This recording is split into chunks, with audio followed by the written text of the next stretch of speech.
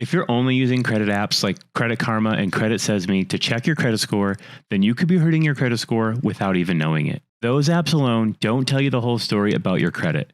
Let me show you how you can get your full credit report for free and ensure you're not missing anything when it comes to your credit. Let's jump in.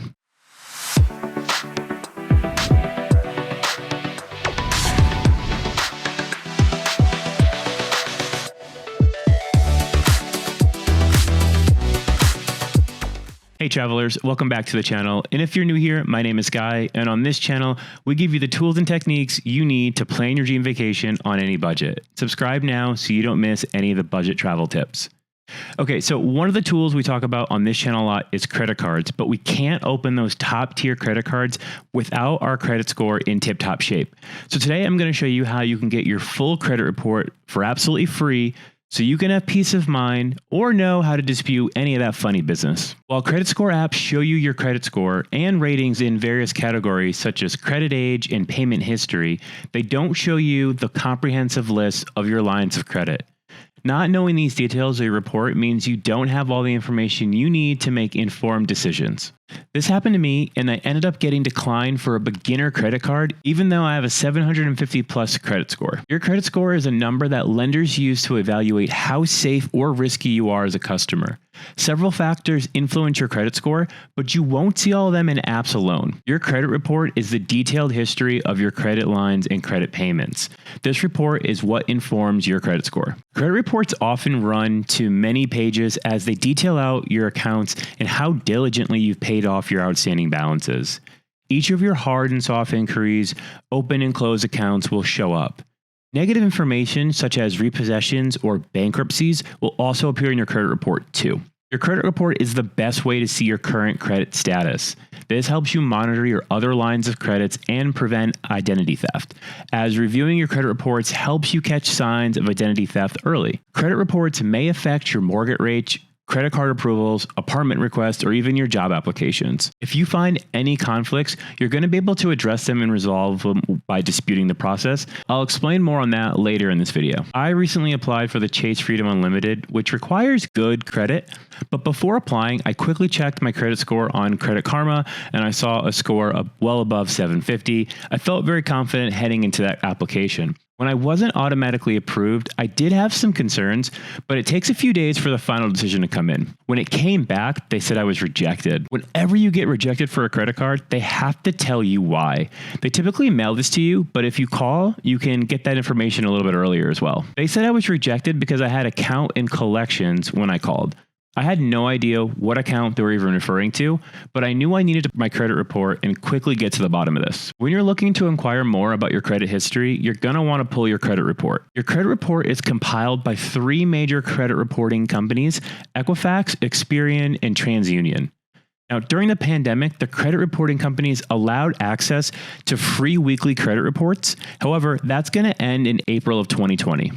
Moving forward, you're still entitled by law to get a free copy of your credit report every 12 months from each credit reporting company and ensure that the information on your credit reports is correct and up to date. First, we need to navigate to the correct site. There are several sites that have similar names, but will look to charge you a fee. Again, you can pull these reports completely free every 12 months. The website we're headed to is annualcreditreport.com. Now, once you're there, the process is pretty straightforward.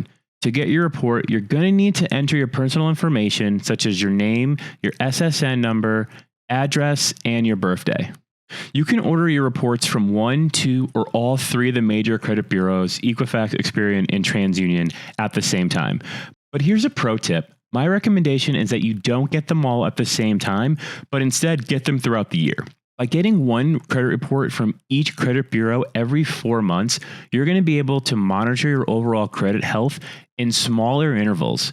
This way, you can better monitor and still not pay for the reports. For each report request, you'll be asked a few questions about your finances that presumably only you can answer. For instance, the approximate amount of your mortgage payment or who holds the auto loan and when you took it out. From there, you can generate your credit report. I recommend that you save these into your personal records right away. So you have your credit report. Now what do you do? Now that you have the report, you're going to want to read it by checking for a few key things. First, Check your address and prior addresses. Check each lines of credit and their current status. Review your payment history and your current balances. And as you review, you're going to want to be looking for accounts that aren't yours, incorrect or negative information, or if you find errors, then you're going to want to dispute them. If you find any discrepancies within your credit report, you'll want to take action immediately. The credit report will have the contact information for each credit line that you have. This includes a phone number, email address, and the business name most of the time. Use that contact information to try to fix any issues. For example, when I found that I had an account in collections, I gave the number a call and found that it was from the last bill for my cable company before moving. I was able to call them and come up to an agreement pretty quickly. Once the account was in good order, the cable company updated the credit bureau and then updated my credit report. Another thing you should know, and I'll call out, is that if you have an account in collections, it's important to understand that you can generally negotiate this debt down. So even if you see a scary number, give them a call and try to work it out. I could do a whole video on this, but I ended up paying about 40% of the amount that I owed. If you want to see more details about that, just leave a comment and I'll think about putting that video together. Now, overall, I love using apps like Credit Karma and Credit Sesame to see changes in my credit score. Those apps are fantastic. However, they don't give you the whole picture. Make sure you check your full credit report, and once a quarter, make sure you're quickly able to correct any mistakes that you see. Now, if you found any of this helpful, make sure you give this video a like and subscribe to the channel so you don't miss any of our upcoming videos. And if you're interested in more of my top recommendations in travel credit cards, check out this next video here.